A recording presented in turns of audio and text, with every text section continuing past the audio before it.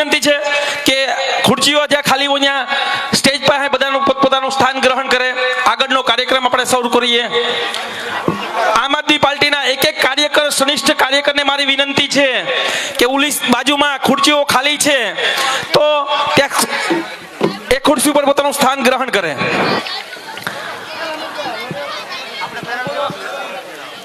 Stage પર કાથળ બાપુ, સમજુ બાપુ, ધીરુભાઈ, વિક્રમભાઈ, વકમાઈતભાઈ પીઠિયા, ખોરાસાની આમ આદમી પાર્ટીની તમામ ટીમ ને સ્ટેજ પર સ્થાન ગ્રહણ કરવા નમ્ર વિનંતી કરીશ. ઉભેલા તમામ કાર્યકરોને મારી ખાસ વિનંતી છે કે પોતપોતાનું સ્થાન ગ્રહણ કરે. પ્રવીણભાઈ, મને એક વિચાર આવ્યો કે આવનારા સમયમાં મેં એક સંકલ્પ લીધો કે જ્યાં સુધી આવનાર સમયમાં આ ગુજરાતની જનતા, મારા ખેડૂતો આમ આદમી પાર્ટીની સરકાર નહીં બનાવે ત્યાં સુધી મારા ખેડૂતો ખુરશી ઉપર બેસશે ને મારા તમામ નેતાઓ સામે નીચે બેસશે. આ સંકલ્પ લીધો છે અને એની સાથોસાથ હરેક જગ્યાએ નેતાઓનું સ્વાગત થાય છે, પરંતુ આમ આદમી પાર્ટી છે એ ક્રાંતિની લડાઈ લઈને નીકળી છે. આમ આદમી પાર્ટી શિક્ષણની વાત કરે છે. દિલ્હી અને પંજાબમાં શિક્ષણ ક્ષેત્રે આમ આદમી પાર્ટીએ ક્રાંતિ લાવી છે. ત્યારે આ ખોરાસાની ધરતી પરથી નવી પહેલ કરવા જઈ રહ્યો છું. મારા આમ આદમી પાર્ટીના નેતાઓનું નહીં પણ આ તમામ નેતાઓ પાછળ બેઠેલા ભૂલકાઓનું સ્વાગત કરશે, એના ઉજ્જવળ ભવિષ્ય માટે પ્રાર્થનાઓ કરશે. એટલે તમામ નેતાઓને વિનંતી કરું છું કે પાછળ બેઠેલા ભૂલકાઓને હાર પહેરાવી અને એનું સન્માન કરે. માનનીય પ્રદેશ પ્રમુખ શ્રી, આ છોકરાઓ આગળ આવી જાઓ બધા.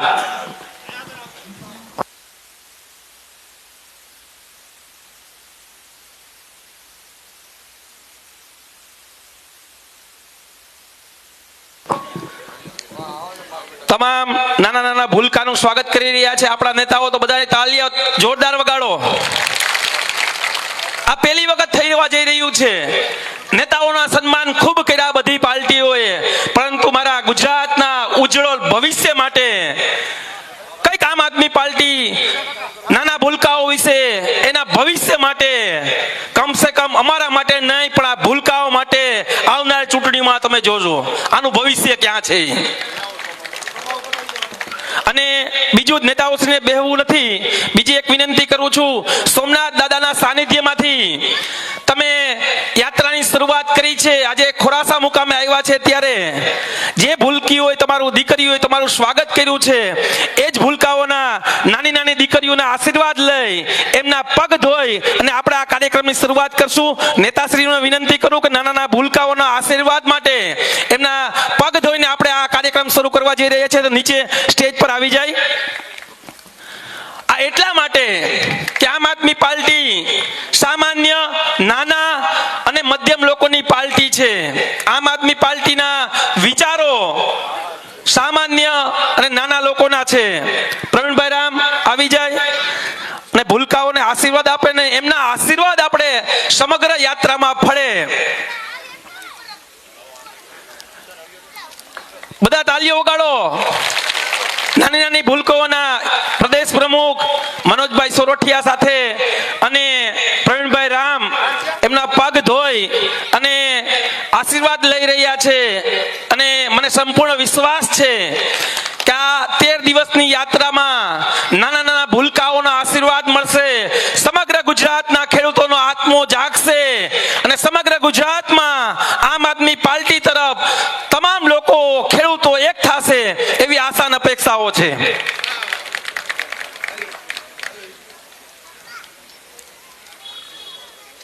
તમામ નેતાઓને પણ વિનંતી કરું પોતપોતાનું સ્થાન સ્ટેજ પર ગ્રહણ કરે.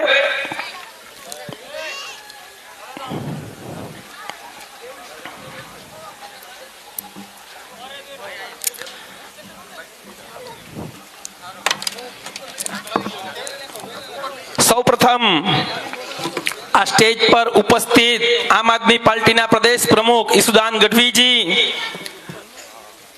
પાટીદાર સમાજનો યુવો ચહેરો, 2012 થી આમ આદમી પાર્ટી માટે સતત સંઘર્ષ કરી રહેલા આમ આદમી પાર્ટીના મહામંત્રી મનોજભાઈ સોરઠિયાજી, આઈ સમાજના અગ્રણી અને હજારો યુવાનોની ધડકન ક્રાંતિકારી યુવાન પ્રવીણભાઈ રામ, તેમજ મારી માંગરોળ માળિયા હાટીનાની સમગ્ર ટીમ,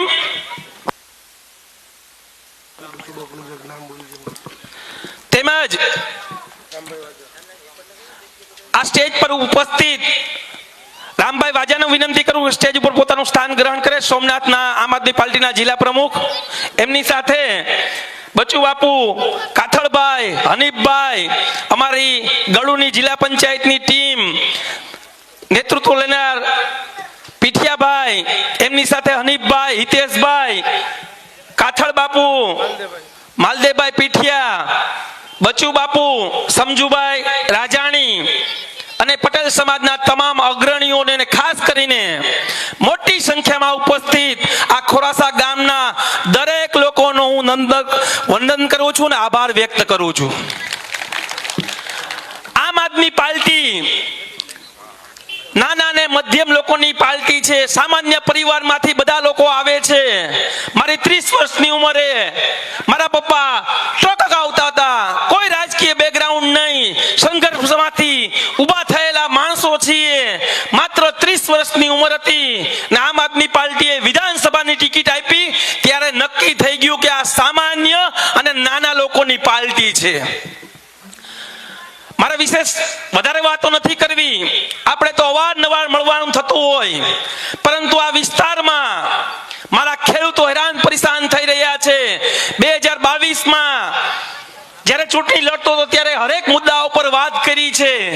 આજે આ માળિયા હાટીના અને માંગરોળ વિધાનસભામાં એક પણ ઉદ્યોગ નથી. મેં વિધાનસભાની ચૂંટણીઓમાં ગેરંટી આપી હતી કે આમ આદમી પાર્ટીની આ સીટ આવશે તો જીઆઈડીસી અમે લાવશું. સંજોગો સાથ જીતી ન શક્યા, હારી ગયા. ભાજપ વાળાને વિનંતીને આગ્રહ કરી, દુઃખ સાથે કહેવું પડે છે જીઆઈડીસી મંજૂર થઈ ગઈ છે. એને આજે 1 વર્ષ પૂર્ણ થઈ ગયું, એને ક્યાંય જગ્યા નહોતી મળતી. મારું ગામ પંચાયતમાં મારી પંચાયતની બોડી છે, નેતૃત્વ ગામ પંચાયતની બોડીમાં આમ આદમી પાર્ટીના નેતાઓ કરી રહ્યા છે. અમારી પાસે મનોજભાઈ, ઈસુદાનભાઈ, પ્રવીણભાઈ આ માળિયા હાટીના તાલુકામાં ભ્રષ્ટ ભાજપના તમામ ગામ પંચાયતમાં શાસન હોવામાં ભ્રષ્ટ ભાજપના નેતાઓએ ગૌચરની એક પણ જમીન રહેવા નથી દીધી. જ્યારે મારા ગામ ગળોદરમાં 40 વર્ષ થયા ગામ પંચાયતમાં તમારા દીકરાને તમારા પરિવારને સ્થાન મળે છે. 1200 વીઘા જમીન રોડ ટચ, કોઈનો પગ પણ પડવા નથી દીધો. આ અમારી કામની રાજનીતિ છે. ભ્રષ્ટ ભાજપના નેતાઓ હિન્દુત્વની વાત કરે છે ત્યારે હું ભ્રષ્ટ ભાજપના આ ખોરાસા ગામના સ્ટેજ પરથી કહું છું, તમે ક્યાં મોઢે હિન્દુત્વની વાત કરો છો? ગાયોનો કતલ કરનારા લોકો પાસેથી તમે ફંડ લ્યો છો. તમને હિન્દુત્વની વાત કરવાનો 1% પણ હક નથી. હમણાં જ ભ્રષ્ટ ભાજપના નેતાઓએ અમને વારંવાર જેલમાં નાખવાનું કાવતરું રચે છે અને ખાસ પોલીસ કર્મીઓ પણ અહીં ઉપસ્થિત છે. ભાઈ, કોઈને મારવાનું હોય જૂતું પહેલા કહી દેજો. આવો, કારણ કે પછી પાછા તમે જૂતું મરવો, મારે ખવડાવો, પછી તમે પાછું સ્ટેટમેન્ટ આપો કે પિયુષ પરમારે આ કાવતરું રચ્યું હતું. હું પોલીસને આ સ્ટેજથી ચેલેન્જ આપું છું, તમારી તપાસ ક્યાં ગઈ? કેમ તમે તપાસ ન કરી? કારણ કે ભ્રષ્ટ ભાજપના નેતાઓને કારણે એ પટેલ સમાજના દીકરાને, ગુજરાતનું ઉભરતો સિતારાને, ગોપાલ ઇટાલિયાને ચપ્પલ મારવાનું પાપ કર્યું છે. આવનારી તાલુકા પંચાયત અને જિલ્લા પંચાયતની ચૂંટણીમાં અમારો ખેડૂત સમાજ તમને એનો જડબાતોડ જવાબ આપશે. અમે લડાઈ લડીએ તો અમને જેલમાં નાખી દે, જનતાનો અવાજ ઉઠાવીએ તો જેલમાં નાખી દે. એને એમ હતું કે ડરી જાય, થાકી જાય, પણ અમે થાકવા વાળા નથી. અમુક લોકો ડરીને વહી ગયા છે અને પાછી કિસાન સભાઓ કરે છે અને પાછું નામ આપે છે કિસાન ક્રાંતિ સભા. ખરેખર એ કિસાન ક્રાંતિ સભા નથી કરી રહ્યા, એ કિસાનોની કઠણાઈની સભા કરી રહ્યા છે. કિસાન ક્રાંતિ સભા નહીં, કિસાન કઠણાઈ સભા કરી રહ્યા છે. તમે આમ આદમી પાર્ટીના નેતાઓ ઉપર જેલમાંથી છૂટ્યા પછી બહુ આરોપો લગાવો છો. ભાઈ, તમે જેલમાંથી છૂટ્યા પછી તમે એમ કહો છો કે હું કોઈ રાજકીય પાર્ટીમાં નથી જોડાવાનો, તો આમ આદમી પાર્ટી તો ક્યાંય સત્તામાં નથી. આમ આદમી પાર્ટી પાસે તો 5 ધારાસભ્યો છે, એ સિવાયની કોઈ સત્તા હોય નથી. પણ જેલમાંથી છૂટ્યા પછી તમારા મોઢેથી ભાજપનો ભ પણ કેમ નથી નીકળતો, એ આજે પિયુષ પરમાર જાહેર ચોકથી તમને પૂછવા માંગે છે. ખેડૂતને ગુમરાહ કરવાનું બંધ કરી દો. કોઈ પણ પાર્ટી હોય, હું તો મોઢે ટેવાયેલો છું, પાછળથી વાત નથી કરતો. પાર્ટીમાં ક્યાંક નારાજગી હોય તો મોઢે ટેવાયેલા છીએ. તમે આ પિયુષ પરમાર તમને કહે છે, તમે આખું કાવતરું રચી ખેડૂતોની ઈ કરદાનું આંદોલનનું બલિદાન આપી દીધું છે. તમે જેલમાંથી જ ભાજપ હારે સેટિંગ કરી અને પછી જ બહાર નીકળ્યા છો. હવે તમે સુફિયાણી વાતો ન કરો તો સારું છે. વિશેષ કઈને વાત કરતા હું આપ સર્વને વિનંતીને આગ્રહ કરવા આવ્યો છું. આ ખોરાસા અને ગળુ જિલ્લા પંચાયતની અમારી ટીમ ખૂબ મજબૂતાઈથી લડે છે. સમગ્ર માળીહાટીના માંગરોળ વિધાનસભાની સામાન્ય અને નાના માણસોના દીકરાઓ તમારા માટે રાત અને દિવસ લડે છે. અમારી પાસે રાજકીય એટલો અનુભવ નથી, અમારી પાસે પૈસાઓ પણ નથી, પણ અમારી પાસે નિયત છે. આમ આદમી પાર્ટીના તમામ સંઘર્ષશીલ સાથીઓને માનનીય પ્રવીણભાઈ હોય, ધીરુભાઈ ગોહેલ હોય, વકમાતભાઈ પીઠિયા હોય, સમજુ બાપુ હોય, બચુ બાપુ હોય, અમારે અંકિતભાઈ કોદાવલા હોય, તમામ ટીમ, સંજયભાઈ શૈલેષભાઈ પરમાર હોય, આ તમામ ટીમ ખૂબ મહેનત કરે છે. તમારે આશીર્વાદ આપવાનો સમય આવ્યો છે. ચૂંટણીઓ ઘણા નેતાઓ હારીને વયા ગયા છે, પણ માળિયાહાટીના તાલુકોને સમગ્ર વિધાનસભામાં વિપક્ષ કોઈ હોય તો બધાને ખબર છે કે રાત ને દિવસ જનતા માટે કોઈ લડતું હોય તો એ આમ આદમી પાર્ટી છે. આ વાત મારી સાચી છે કે ખોટી છે? તાકાતથી અવાજ આપજો મિત્રો. બીજું, 2 વખત કોંગ્રેસને તમે ધારાસભ્ય પદ આ સીટમાંથી આપ્યું, એક ચૂંટણી હું હારી ગયા. ક્યાંય જોયા છે ભાઈ કોંગ્રેસ વાળાને? સાચું કહેજો, ક્યાંય જોયા છે? તાકાતથી અવાજ આપો. જોયા હોય તો હા પાડો, ન જોયા હોય તો ના પાડો. જોયા છે ભાઈ કોંગ્રેસ વાળાને ક્યાંય? ચૂંટણી સિવાય કોંગ્રેસ વાળા ક્યાંય નહીં દેખાય. અને આ જાહેર સ્ટેજથી કહું છું, કોંગ્રેસ અને ભાજપનું આ માળિયાહાટીના તાલુકામાં પણ સેટિંગ ગોઠવાઈ ગયું છે. કોંગ્રેસ વાળાએ ખૂબ મહેનત કરી, કોઈ ઉમેદવાર હારો માણા થવા તૈયાર નથી. ત્યારે એક ગુપ્ત મીટિંગ થઈ. એ લોકોએ, ભાજપના લોકોએ એને કીધું છે કે આજ વખતે આમ આદમી પાર્ટીને આ તાલુકા પંચાયતની બોડી બનાવતા અમે એકલા રોકી હગી એમ નથી. તમે અમને સાથ આપો. આમ આદમી પાર્ટીના મત કાપવા માટે તમારે જે ઉમેદવારોને લડાવવા એ લડો. પણ હું આ જાહેર સ્ટેજથી કહું છું, મને માળિયાહાટીના તાલુકાની તમામ જનતા ઉપર અને ખેડૂતો ઉપર આંખ ઉસીને ભરોસો છે. આજ વખતે ભ્રષ્ટ ભાજપ અને કોંગ્રેસની ચાલમાં નહીં આવે અને પૂર્ણ બહુમતીથી આમ આદમી પાર્ટીની તાલુકા પંચાયત બનશે અને બનશે. તમામ લોકોનો દિલથી આભાર. હું વિનંતી કરું પ્રદેશ પંટલ અધ્યક્ષ, આહિર સમાજનું યુવો ચહેરો, ક્રાંતિકારી યુવાન ભાઈ શ્રી પ્રવીણભાઈ રામને કે આજની સભાને સંબોધિત કરે. ભાઈ શ્રી પ્રવીણભાઈ રામ.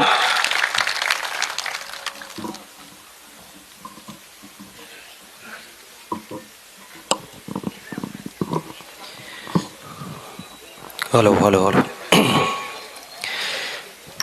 બોલો ભારત માતા કી જય જવાન, જય જવાન. ખોરાસા મુકામે ઉપસ્થિત તમામ મહાનુભાવો, તમામ વડીલો અને માતાઓ અને બહેનોની હાજરી છે, તમામને હું એક ખેડૂતના દીકરા તરીકે નતમસ્તક વંદન કરું છું. આ મંચ ઉપર ઉપસ્થિત જેમણે ખેડૂતો માટે કાયમી માટે અવાજ ઉઠાવ્યો છે એવા માનની સુદાનભાઈ ગઢવી કે જે આમ આદમી પાર્ટીનું અત્યારે અધ્યક્ષ પદ નિભાવી રહ્યા છે, સાથે સાથે આમ આદમી પાર્ટીમાં મહામંત્રી તરીકે સંગઠનની મહત્વની જે જવાબદારી નિભાવી રહ્યા છે એવા ભાઈ મનોજભાઈ સોરઠિયા, આ વિસ્તાર માટે હર હંમેશ લડતા અને ગમે એની સામે પરિણામ જે કંઈ પણ આવે પણ લડવાની કાયમી માટે તૈયારી રાખે અને મારી સાથે હમણાં ખેડૂતો માટે 56 દિવસ સુધી પોતે જેલમાં મારી સાથે રહ્યા એવા પિયુષભાઈ પરમાર, ભાઈ શ્રી રમેશભાઈ કોદાવાલા હોય, બચુ બાપુ હોય, તમામ જે કંઈ મંચસ્થ મહાનુભાવો હોય તમામને હું અહીંયા આવકારું છું. આજે તમારી સમક્ષ એટલા માટે આવ્યા છીએ, એક ખેડૂતોની યાત્રા લઈને આવ્યા છીએ. પરિવર્તન લાવો, ખેડૂત બચાવો યાત્રા. આ યાત્રાના માધ્યમથી તમારા ગામની વચ્ચે અત્યારે પહેલો દિવસ છે અને પહેલા દિવસની અંદર પહેલી રાત્રિમાં આજે તમારા ગામમાં સભા છે. આ એટલા માટે તમારી વચ્ચે અમે આવ્યા કે ખેડૂતોના ઘણા બધા મુદ્દાઓ છે. રાજુભાઈ બોરખતરિયા પણ ઉપસ્થિત છે, એમને પણ આવકારીએ છીએ. મહત્વની વાત એ છે કે ખેડૂતોના અઢળક મુદ્દાઓ છે. બિયારણની વાત કરીએ તો બિયારણ નકલી મળે, ખાતરની વાત કરીએ તો જ્યારે ખાતર જોતું હોય ત્યારે ખાતર ન મળે, જે સમયે ખાતર ખેડૂતને જોતું હોય ત્યારે ખાતર ન મળે, દારૂ ખુલ્લે આમ મળે પણ ખાતર ન મળે. વાત સાચી છે કે નહીં? દારૂ જોતો હોય કે ન જોતો હોય, ખુલ્લે આમ બજારમાં પડ્યો હોય પણ ખાતર જેથી ખેડૂતને જોતું હોય તેથી ખાતર ન હોય. તમે મહેનત કરીને, રાત દિવસ મહેનત કરીને ખેત પેદાશ ઊભી કરો તો ભાવ ન મળે, અને જે વર્ષ ભાવ હોય તેથી વરસાદ આવી ગયો હોય એટલે કઈ વધ્યું ન હોય. એટલે એક બાજુ પીડા નથી, ચારે બાજુ પીડા છે. અને કઈક વરસાદ આવ્યો હોય ને બધું નુકસાન કરી ગયું હોય તો પાક વીમો ન મળે. સહાયના નામે વાતો થાય. હું જેલમાં હતો તે મોટી મોટી કરોડોની જાહેરાત મેં છાપામાં વાંચી, કેટલા કરોડની જાહેરાત. બહાર આવ્યો તો ખબર પડી કે હજી 1 લાખ ખેડૂતોને તો ટેકાના ભાવે મગફળી લઈ લીધી, રૂપિયા નથી આપ્યા, બૂચ મારી ગયા છે. વાત સાચી કે નહીં? તો અઢળક પ્રશ્નો છે. સિંચાઈના પાણીના પ્રશ્નો, લાઇટના પ્રશ્નો અનેક છે, પીડા અનેક છે, પણ ચૂંટણી ટાણે કમળ જ દેખાય છે. એનું કંઈક કરવું પડશે હવે. પ્રશ્નો અનેક, પીડા અનેક, અને એમાંય વધતામાં ઓછું. આ બધું તો હતું, આપણે બધાને ખબર છે. ગામડામાં સોરે જઈએ ને તો વાતો એક જ કરતા હોય કે આ ભાજપની સરકાર છે, ખેડૂતો માટેની તો નથી, આ ખેડૂત વિરોધી સરકાર છે. આ તો બધાય વાતો કરે, પણ ખબર નહીં ચૂંટણી આવે ખેસ ગળામાં કેમ ભાજપનો લાગી જાય ને એ પોતાના પેટ્રોલે ઢૂંગ કરતા મત ગોતવા નીકળી જાય છે. અને મત પડી જાય પાછા ત્રીજા દિવસે ચોરે બેઠા બેઠા વાતો કરે કે આ તો ખેડૂત વિરોધી સરકાર છે. વાત સાચી છે કે નહીં? એટલે ભૂલ ક્યાંક આપણીએ છે. પણ એમાંય વિશેષ તમારી વચ્ચે એક વાત લઈને આવ્યો છું કે આ બધી મુસીબતો ખેડૂતોને છે. હમણાં તાજેતરની અંદર ભારત સરકારે અમેરિકા સાથે એક ડીલ કરી. જ્યારે એ લોકો સત્તામાં નતા ત્યારે મોટી મોટી વાતો કરતા હતા કે પાકિસ્તાનને આમ કરી નાખીએ, કોઈ દેશ સામે ઝૂકીએ નહીં. હમણાં એને અમેરિકા સાથે ડીલ કરીને, અમેરિકા સાથે ડીલ શું કરી તમને ખબર છે? કે તમારો આ ખેતીનો કોઈ માલ જો એક્સપોર્ટ અમેરિકામાં થાય, સારી ક્વોલિટીનો માલ હોય ને આપણે અહીંથી એક્સપોર્ટ કરીએ તો એમાં 18% ટેક્સ લાગશે. પેલા 0% હતું, એ વધીને થઈ ગયું 18%. એ 18% ટેક્સ લાગશે તો તમને કઈ ફાયદો ન થાય, પણ તમારી પ્રોડક્ટ ત્યાં અમેરિકાના માર્કેટમાં જાય સારી પ્રોડક્ટ, તો ત્યાં તમારી પ્રોડક્ટનો ભાવ વધી જાય, એટલે ત્યાં તમે માર્કેટમાં ટકી હગો નહીં. અને અમેરિકાના કોઈ ખેડૂત એની પ્રોડક્ટ ત્યાંથી અહીં ઇન્ડિયા આવે તો 0% ટેક્સ. એનો વાત માલિકે ઇન્ડિયામાં વેચાવા દો, આપણો માલ ત્યાં નો વેચાવો જોઈએ. ત્યાંથી કોઈ ખેત પેદાશ અહીંયા આવે, એગ્રીકલ્ચર પ્રોડક્ટ્સની વાત કરું છું, આપણી ખેતીની પ્રોડક્ટની વાત કરું, અહીંયા આવે તો 0% ટેક્સ. હવે ન્યાની સરકારમાં સબસિડી ઢગલો મળે અને ન્યાની જે કંઈ પણ ખેતીની પ્રોડક્ટ અહીંયા આવે અને એને 0% ટેક્સ લાગે તો તમારા જે કંઈ અહીંયા તમે ઉગાડો છો એનો ભાવ તો તળિયે જતો રહેવાનો, કાં તમે માર્કેટમાં ટકી ન હગો. જે હમણાં કપાસમાં થયું એ કે કપાસમાં 0% ટેક્સ ત્યાંથી ચાલુ કરી દીધું લેવાનું, તો આપણી પ્રોડક્ટ તળિયે જતી રહી. તો એક તો આમે મૂળ કઈ વધ્યું નથી ને એમાંય પડા ઉપર પાટું મારી છે, એમાંય પડા ઉપર પાટું મારી. આ આપણો વિસ્તાર, ગીરનો વિસ્તાર, હું કેટલા વર્ષોથી જોતો આવું છું. આંબાના બગીચાઓ ને બધા બગીચાઓ કરીને આરામથી બેઠા છે કે હાસ બાગાયત છે મજા આવશે. છેલ્લા 5 વર્ષથી તો જોઉં છું એકેયનું ભેગું નથી થતું. ગઈ વખતે મોર હારો આવ્યો તો બધોય મોર ખરી ગયો, ખાખડી જ ન બંધાણી. નારિયેળીના બગીચાઓમાં પણ આ પરિસ્થિતિ થઈ હતી. તો દરેક જગ્યાએ અત્યારે ખેતીની અંદર તો આ પ્રશ્ન આપણા બધાને ઉપસ્થિત છે. ત્યારે હવે રજૂઆત કરવી તો કોને કરવી? લ્યો તમે એમ કહો કે હાલો આંદોલન કરીએ ને સરકારને રજૂઆત કરીએ ને સરકાર આપણું સાંભળે ને કોઈ સાંભળવા વાળું બેઠું નથી ભાઈ. આમાં તો આંદોલન કરીએ જેલમાં નાખી દે છે, કોઈ સાંભળવા વાળું બેઠું નથી ગાંધીનગર. આપણે એમ કહીએ કે હાલો સરકારમાં રજૂઆત કરીએ, નહીં, કોઈ ફેર નથી પડતો. અમે ગયા તા લ્યો હળદળમાં, તમને હમણાં તાજો જ અનુભવ કહું, રજૂઆત કરવા.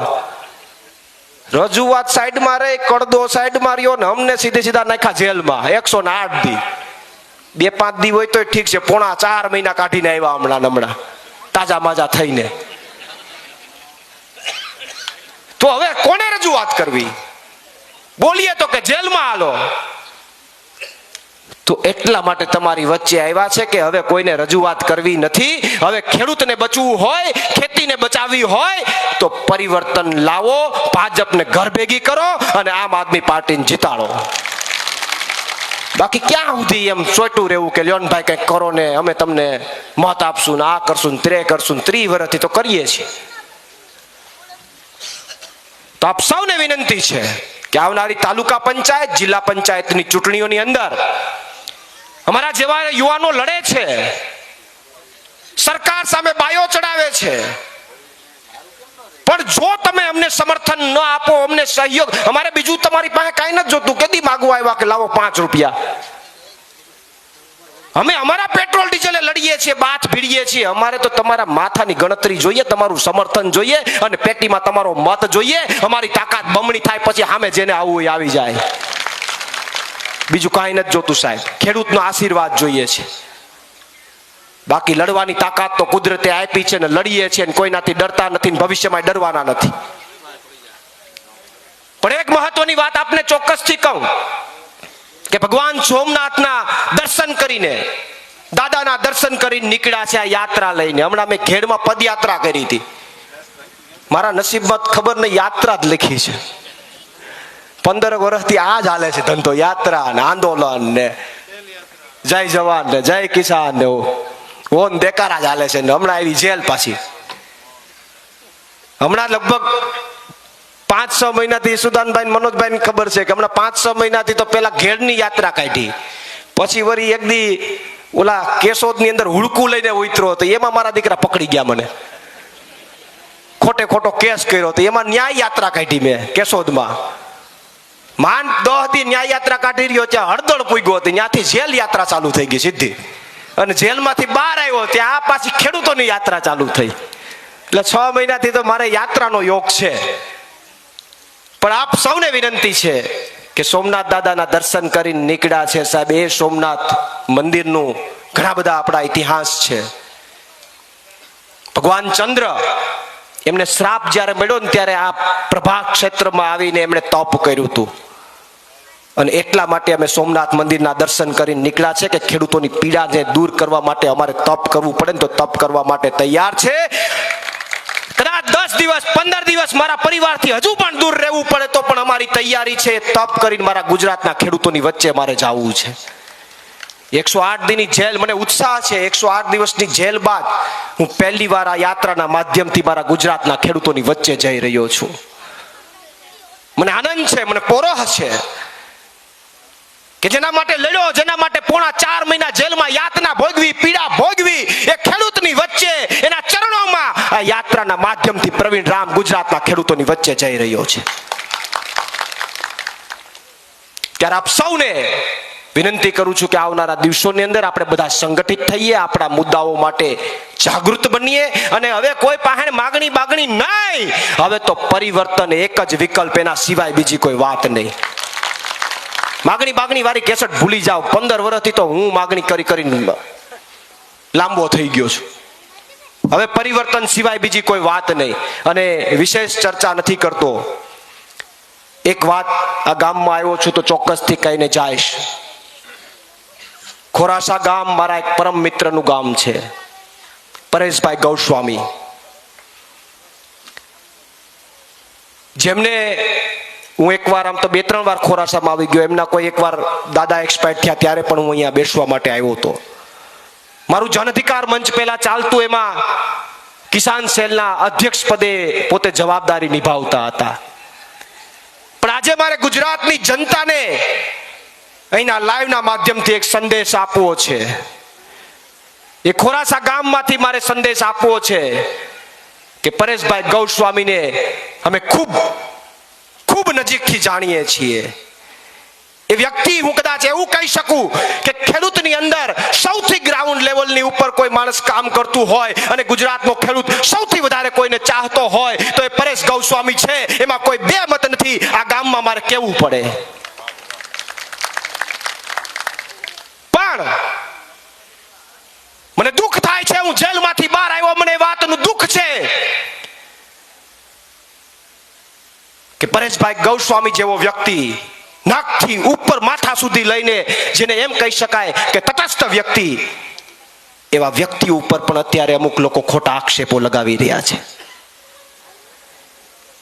પરેશભાઈએ ગઈકાલે સામેથી મને ફોન કર્યો કે ખેડૂતોની વાત છે પ્રવીણભાઈ, મારે યાત્રામાં જોડાવું છે. મેં ફોન નતો કર્યો, મને યાદ નતું રહ્યું. એનો સામેથી ફોન આવ્યો અને એનો ફોન આવ્યો એટલે મેં પોસ્ટ મૂકી કે આવતીકાલે ખેડૂત નેતા પરેશ ગૌસ્વામી પણ યાત્રામાં આવી રહ્યા છે. અને એમાં મેં નીચે કોમેન્ટો વાંચી તો મને દુઃખ થયું છે. એક મિત્ર તરીકે, એક ભાઈ તરીકે મને દુઃખ થયું છે. અને એમણે પોતે કોમેન્ટ વાંચી તો એને દુઃખ થયું. એને એવું કીધું કે પ્રવીણભાઈ, મારી હવે ઈચ્છા નથી આવવાની. આ વાત એની સાંભળીને મને વધારે દુઃખ થયું, એટલા માટે કે સાહેબ, ખેડૂત માટે કોઈ અવાજ ઉઠાવતો ચહેરો હોય, ખેડૂત માટે કોઈ ગ્રાઉન્ડ લેવલ ઉપર કામ કરતો ચહેરો હોય તો એ કોઈ આપણને વારંવાર ન મળતો હોય. મેં પણ આંદોલનો કરેલા છે, 15 વર્ષ આંદોલનો કરેલા છે.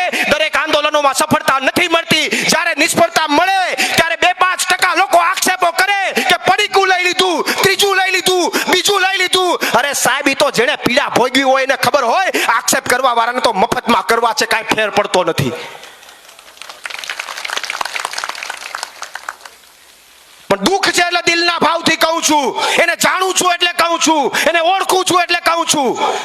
અને વિનંતી કરું છું કે ખેડૂત માટે લડવા નીકળ્યા હોય એને આપણે સપોર્ટ ન કરી શકીએ તો કાંઈ નહીં, પણ એના ઉપર આક્ષેપ ન કરો, એટલી મારી અહીંયાથી 2 હાથ જોડીને વિનંતી છે. ગુજરાતના લોકોને, જે લોકો આક્ષેપ કરે છે એને, અને તમારી પાસે પુરાવો હોય તો લાવો, પુરાવો સાબ મૂકો. જો તમે પુરાવો મૂકશો તો પ્રવીણ રામ તમારી સામે, હું તમને કહું છું કે પ્રવીણ રામ પણ જાહેર જીવન છોડી દેવા માટે તૈયાર છે. એનું ગામ છે એટલે મારે બોલવું પડે સાહેબ, મને લાગણી છે એટલે હું બોલું છું. અને એ માણસ, અમે તો હવે રાજકારણીયા થઈ ગયા. અમને તો કોક નીચે કોમેન્ટમાં કોક નેગેટિવ લખે ને તો અમને મજા જ આવે કે હાશ, વગર પૈસે કોક આપણું માર્કેટિંગ તો કરે છે. અમે તો મજા જ આવે કે વગર પૈસે માર્કેટિંગ થાય છે. પણ હું આ ગુજરાતની જનતાને, ગુજરાતના ખેડૂતોને વિનંતી કરું છું, કે ખોટા આક્ષેપો કોઈ પણ વ્યક્તિ ઉપર ન કરવા જોઈએ. પરેશભાઈની કોઈ પણ વ્યક્તિ ઉપર એને હજુ પણ ખેડૂતો માટે લડવું છે. હજુ પણ એ આમ આદમી પાર્ટીના પ્લેટફોર્મ ઉપર આવીને ખેડૂતો માટે લડવા માંગે છે. પણ ક્યાંક અમુક વસ્તુ જોઈને એનું મોરલ ડાઉન થાય છે. તો હું ગુજરાતના તમામ લોકોને, સોશિયલ મીડિયામાં તમામ લોકોને નમ્ર અપીલ કરું છું કે હા, પુરાવો હોય તો આવો ચર્ચા કરીએ. આપણે કોઈ વાંધો નથી. કોઈએ કાંઈ કર્યું હોય તો એ કદાચ મિત્ર હોય તો પણ આપણે સમર્થનમાં નથી પણ વગર પુરાવા એ ચર્ચા ન કરવી જોઈએ એવું મારું માનવું છે. અને હું બીજે ક્યાંય ચર્ચા આ વાતની કદાચ મારે કરવી યોગ્ય એટલા માટે નથી, મારે અહીંયા એટલા માટે કરી કે એનું પોતાનું ગામ છે ને એના ગામને તો એના ઉપર ગૌરવ હોય જ, એનાથી વિશેષ બીજી કોઈ વાત ન હોય. એટલે વિશેષ અન્ય કોઈ ચર્ચા ન કરતા ખોરાસા ગામના તમામ લોકોનો હું આભારી છું. ફરીથી આપની વચ્ચે જ્યારે જરૂર પડશે ત્યારે આવીશ. અને અમારી આ જે લડાઈ છે, ખેડૂતો માટેની લડાઈ છે, એમની અંદર આપ સૌ સમર્થન આપજો. એ આપની પાસેથી અપેક્ષા લઈને જાઉં છું. કારણ કે હું તમારો અહીંયા બાજુમાં જ ઘુસિયા ગામનો જ વતની છે, તમારા જ વિસ્તારનો દીકરો છું. એટલે આવનારા સમયમાં જ્યારે પણ જરૂર પડે ત્યારે સમર્થન આપજો. અહીંયાથી જિલ્લા પંચાયત ને તાલુકા પંચાયતમાં ચૂંટણીમાં પેટીઓ ખુલે તો કંઈક એમાં કાઢજો. બાકી પછી અમારા જેવા એમને ઊભા રોડે ધોળા કરશે તો કોઈ મેળ નહીં પડે ને. કાલ સવારે થાકી જાહે બીજા, અને પછી તમે એમ કહો કે સમય જતો રહ્યો તો પછી કોઈ મતલબ નથી. એટલે હવે વિશેષ ચર્ચા ન કરતા મારી વાણીને વિરામ આપું છું. તમામ મિત્રોનો આભાર. બોલો ભારત માતા કી જય. જવાન.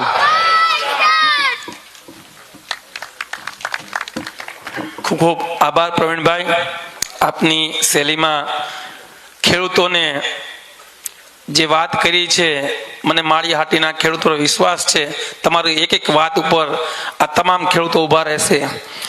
ખાસ કરીને આ સભામાં મહેનત કરનાર આમ આદમી પાર્ટીના તમામ કાર્યકરોનો હું દિલથી આભાર માનું છું.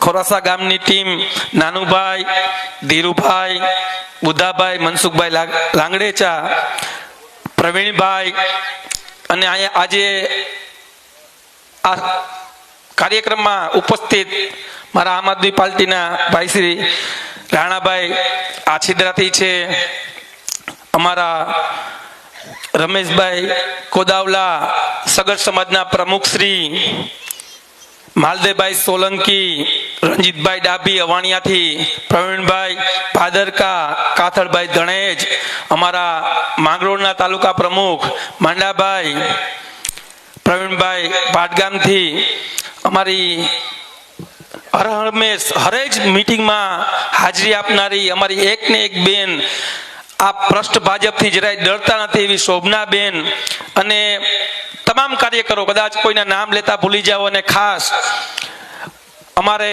અનિલભાઈ અને ભરાડભાઈ બે સતત મહેનત કરે છે. અમરાપુર જિલ્લા પંચાયતમાં અને અમરાપુર તાલુકા પંચાયતની સીટમાં હમણાં ભાઈ શ્રી લલિતભાઈ, અને તમે વાત સાંભળી હશે છતાં પણ હું આ સ્ટેજના માધ્યમથી વાત મારે રજૂ કરવી જોઈએ. રમેશભાઈ કોદાવલાએ અને લલિતભાઈએ બેએ નક્કી કર્યું કે અમરાપુર જિલ્લા પંચાયતના તમામ ગામના વાડી વિસ્તારના અને ગામના જેટલા રસ્તાઓ ખરાબ છે ને, આ 30 વર્ષથી અમારા 100 ખર્ચે ભરવું છે. એને ચાલુ જ કર્યું. દુઃખની વાત સમજજો, ખાલી 2 ટ્રેક્ટર ભર્યા તા પકડાવી દીધા ભાજપ વાળાએ. દંડ કેટલો આપ્યો ખબર છે? 3,20,000 રૂપિયા. આ લોકોને કામ તો નથી કરવા, પણ કરે છે ને કરવા પણ નથી દેતા. આ વાત સમગ્ર વિસ્તારને સમજવી પડશે. આમ આદમી પાર્ટીના યોદ્ધાઓને 100 સલામ છે. કોણ પોતાના રૂપિયા ઘરને પૈસે કોણ રસ્તાઓ ભરે? ભાઈ આવું ક્યારેય બન્યું છે ઇતિહાસમાં? કોઈ નેતાઓ ભર્યું છે? અરે જીતી ગયા પછી દેખાતા નથી, આખી ગ્રાન્ટું ખાઈ જાય છે. એટલે તમારે આ બધી વાતને સમજવી પડશે. મેં એમને ખાલી રસ્તાઓ વિશે મને ફરિયાદ મળી હતી અમરાપુર ગામની, ત્યારે મેં એમને કીધું હતું કે ભાઈ તમે બંને ભાઈઓ સાથે મળીને રસ્તાઓ ભરજો. એક સૂચનમાં એમણે કામ કર્યું. દુઃખની વાત છે કે 3 લાખ જેટલો 20,000 રૂપિયાનો દંડ દીધો, પણ મને સમગ્ર વિસ્તારની જનતા ઉપર વિશ્વાસ છે કે આનો કરારો જવાબ આપશે. હવે હું માનનીય મનોજભાઈ સોરઠિયાને વિનંતી કરું કે આજની સભાને સંબોધિત કરે.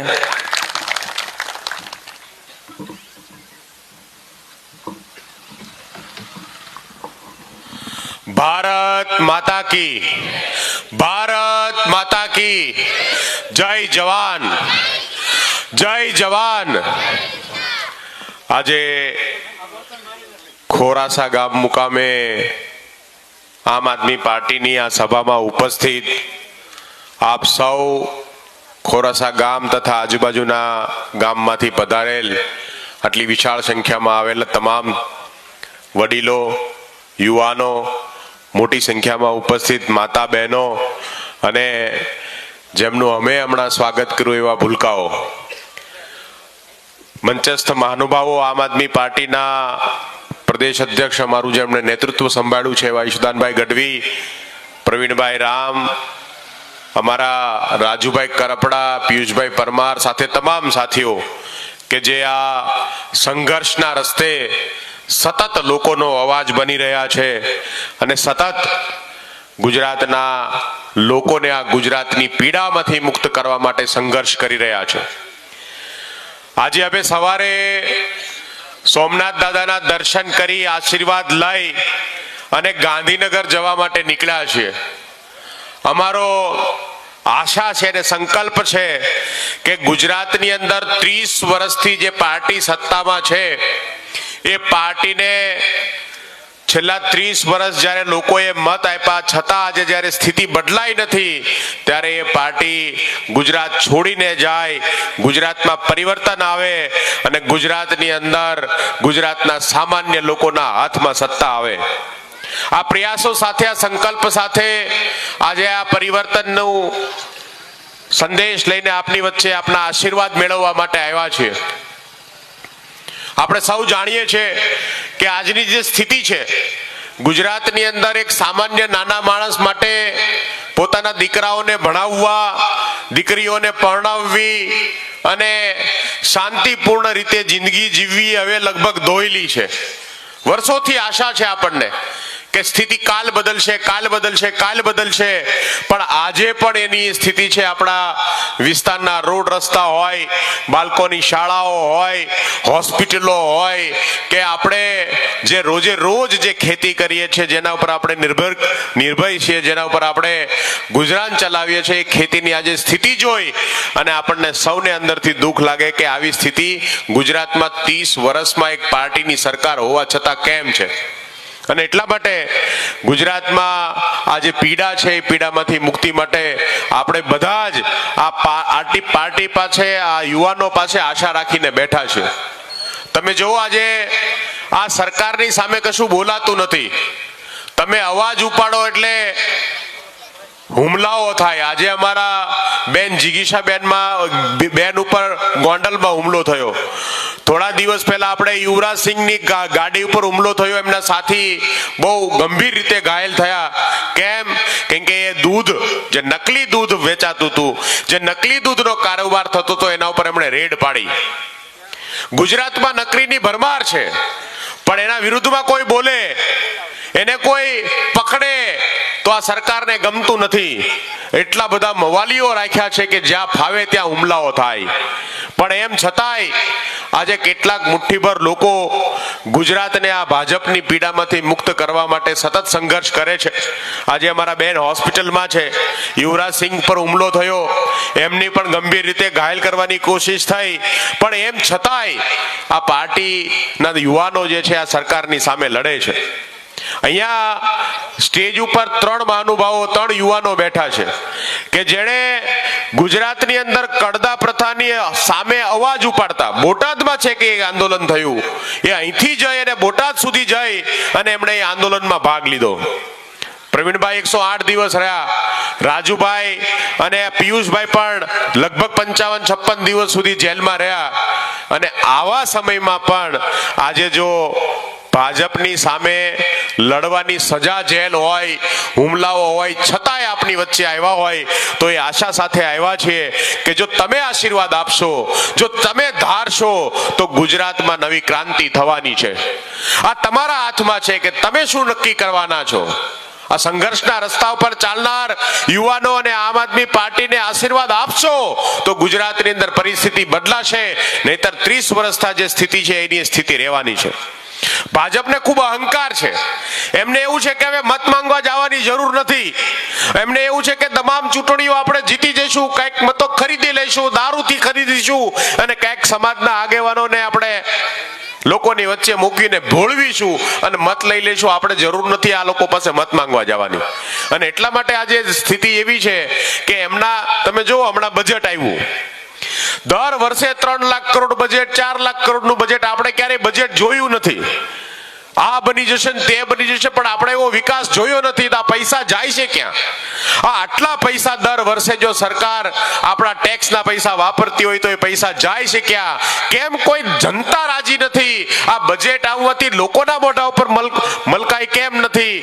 કેમ ભાજપના લોકો ગરગટિયા થઈને બહુ વખાણ કરે છે? અને બજેટના તમે જુઓ તો જ્યાં જાઓ ને એમ કે ભાઈ બહુ મોટું બજેટ, બહુ સારું બજેટ. કેમ? કેમ કે આ બજેટમાંથી સૌથી વધારે ખાવા મળે છે. સૌથી વધારે આજે જો કોઈ ભ્રષ્ટાચાર ગુજરાતમાં કરતા હોય તો આ ભાજપના મળતિયાઓ સાથે મળીને ભાજપના નેતાઓ કરે છે. ગુજરાતમાં અમે કીધું કે ગુજરાતમાં બાપ બેટાની સરકાર ચાલે છે. બાપ જે છે ધારાસભ્ય હોય, બાપ તાલુકા પંચાયત જિલ્લા પંચાયતમાં સદસ્ય હોય, બાપ સાંસદ હોય અને દીકરાઓ કોન્ટ્રાક્ટરો હોય. આ ભેગા થઈને બંને બાપ દીકરાઓએ ગુજરાતને લૂંટા સિવાયનું કોઈ કામ નથી કર્યું. ભ્રષ્ટાચારને એટલું બધું સામાન્ય કરી નાખ્યો છે કે આજે ગુજરાતની અંદર ભ્રષ્ટાચાર સામે બોલીએ તો આપણે ભૂંડા લાગીએ. સ્વીકારી લીધું છે કે ભ્રષ્ટાચાર તો છે જ, એનું કશું થવા જ નથી. અને એટલા માટે આજે આ બાળકોના ભવિષ્ય છે એની ઉપર ચિંતા છે. આજે એક સામાન્ય માણસે પોતાના બાળકને ડોક્ટર એન્જિનિયર બનવાના સપના બંધ કરી દીધા છે, જોવાના બંધ કરી દીધા કે હવે આ ભણી લઈ તો બહુ બસ. આટલું મોંઘવારી, આટલી મોંઘું ભણતર, સરકારી ભણતરની આજે જે સ્થિતિ છે એ ગુજરાતની અંદર આપણે બધા માટે હવે ચિંતાનો વિષય છે. અને એટલા માટે અમે આ યાત્રા લઈ અને ગુજરાતમાં પરિવર્તન આવે, ભાજપની આ સરકારને જાકારો મળે અને નવી પાર્ટી, નવા યુવાનો આજે ગુજરાતની અંદર નેતૃત્વમાં આવે તો ગુજરાતની સ્થિતિ બદલાય એવું છે. અને એટલા માટે આપ સૌની વચ્ચે અમે આવ્યા છીએ. આજે અમારે ખૂબ લાંબો જવાનું છે. 8 તારીખ સુધી આ યાત્રા ચાલશે. ગાંધીનગરમાં વિશાળ ખેડૂત સંમેલન કરવાના છે અને ત્યાર પછી પણ સતત લોકોની વચ્ચે આ યાત્રાનો ભાગરૂપે અમે લોકોની વચ્ચે જઈ રહ્યા છે. આજે આપ સૌ આશીર્વાદ આપો. આ યુવાનો કે જે તમારા માટે, આપણા સૌના માટે સંઘર્ષ કરે છે, એમને તમારો સાથ સહકાર મળે અને રોજ માટે આપણે જે છે આ સ્થિતિમાંથી છુટકારો મેળવીએ એવી આશા સાથે ફરીથી એક વખત આટલી વિશાળ સંખ્યામાં આપ સૌ આવ્યા એ બદલ આપનો આભાર. ભારત માતા કી જય. જય જય ગરવી ગુજરાત.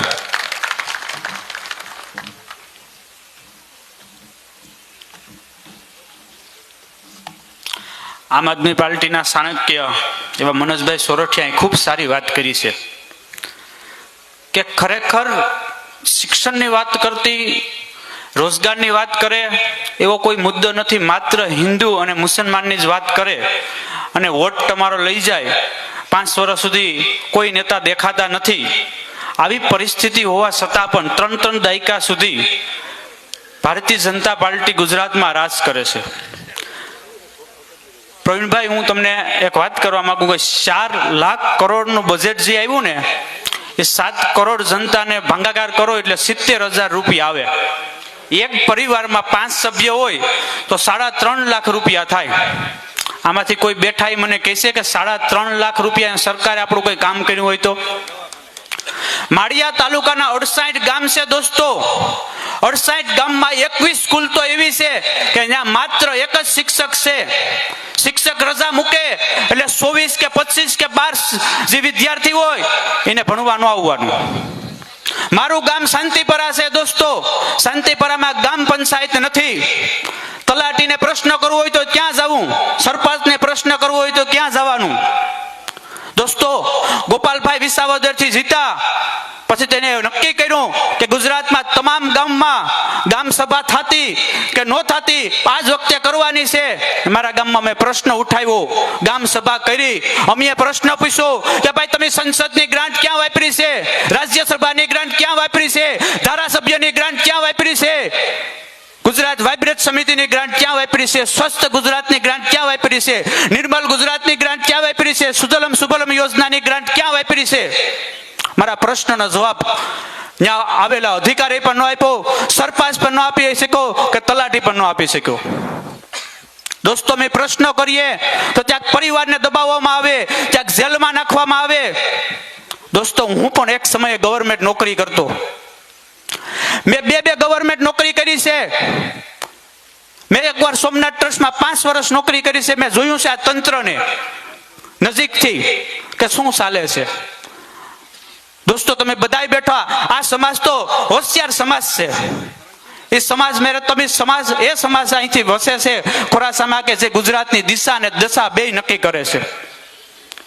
આજ રોજ પરિવર્તન લાવો, કિસાન બચાવોની યોજના આજે અમારી સરોવર ચાલુ છે. તેમાં પ્રવીણભાઈ હળવદના આંદોલનમાં 108 દિવસ પોતે જેલવાસ ભોગવ્યો છે. પ્રવીણભાઈ માટે એક મને વાક્ય યાદ આવે છે कि राह में खतरे भी है लेकिन यहाँ ठहरता कौन है. राह में खतरे भी है लेकिन यहाँ ठहरता कौन है. मौत कल आती है तो आज आ जाए, यहाँ डरता कौन है. तेरी लश्कर के सामने मैं अकेला खड़ा हूँ. भारतीय जनता पार्टी માટે છે કે तेरी लश्कर के सामने प्रवीण राम તમે એકલા खड़ा છે, लेकिन फैसला तो मैदान में होगा कि मरता कौन है, मरता कौन है. આ આપણા પ્રવીણ રામ છે, સૂર્યની જેમ ચમકતા ઈસુદાન ગઢવી છે. અને ચાણક્ય વાસ્તવિકમાં ચાણક્ય છે, અમિત શાહજી ચાણક્ય છે એમ નહીં. આપણા ચાણક્ય છે આપણા માટે, ભવિષ્યમાં આપણા બાળકોના શિક્ષણ માટે, આપણા આરોગ્ય માટે, ગુજરાતની જનતા માટે, ગુજરાતનો વિકાસ કેમ થાય, ખેડૂતનું સારું કેમ થાય તેના માટે વિચારવાવાળા એ ચાણક્ય છે. આ આમ આદમી પાર્ટીના લીડર છે દોસ્તો. આપણા વિસ્તારનો હાવજ પિયુષભાઈ પરમાર 2022માં લડ્યા, ખૂબ પ્રયત્ન કર્યો. ક્યાંક અમારી સુખ રહી છે લોકો સમજવામાં, ક્યાંક અમે લોકોને સમજાવી નહીં શક્યા હોય.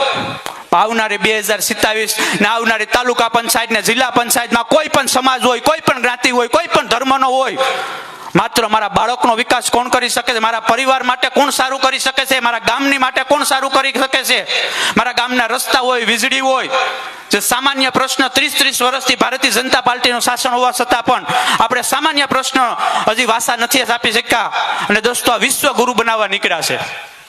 આ દોસ્તો ચૂંટણી આવે ત્યારે ભાજપ માત્ર હિન્દુ અને મુસ્લિમની વાત કરે છે.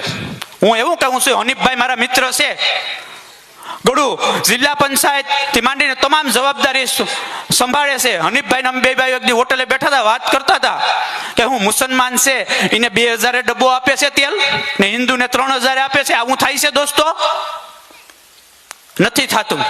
વાસ્તવિક વાત એ છે દોસ્તો કે આવનારો સમય જો તમે આપણે હવે ભાજપને મત આપશું તો આપણો પરિવાર, આપણો ગામ, આપણા દેશ અને આપણા રાજ્ય માટે આપણે સૌથી મોટી ભૂલ કરતા હશું. આ એક નવી વાસ્તવિકતા છે દોસ્તો. આજ નવયુવાન તરીકે તમને રિક્વેસ્ટ કરું છું કે દોસ્તો આવનારી તાલુકા પંચાયત અને જિલ્લા પંચાયતમાં જ્ઞાતિ જાતિના ધર્મ મૂકી અને માત્ર પરિવર્તન, સારું કામ કોણ કરી શકે તો આમ આદમી પાર્ટી. શા માટે કે પંજાબમાં આજ તમે જોવો કોઈ પણ વ્યક્તિ દવાખાને કોઈ પણ ખર્ચો આવે 10 લાખ સુધી ફ્રી.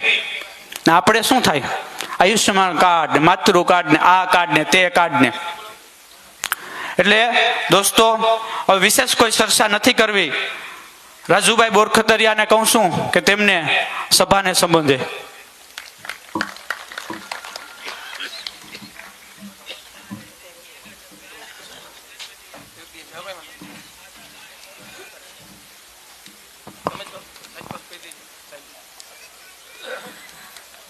ખૂબ ખૂબ આભાર.